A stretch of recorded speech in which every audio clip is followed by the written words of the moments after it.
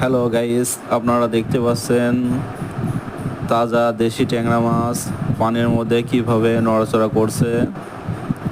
ভিতরে একটা চ্যাং মাছও আছে দেখা যাচ্ছে। এখানে দেখতে পাচ্ছেন চ্যাং মাছ, এখানে আছে কাতল মাছ, রুই মাছ, সিলভার কাপ,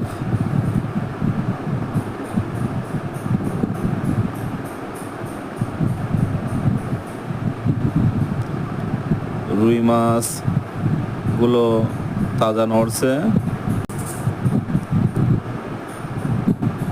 সব মাছ অক্সিজেন দিয়ে রাখা হয়েছে মাছগুলো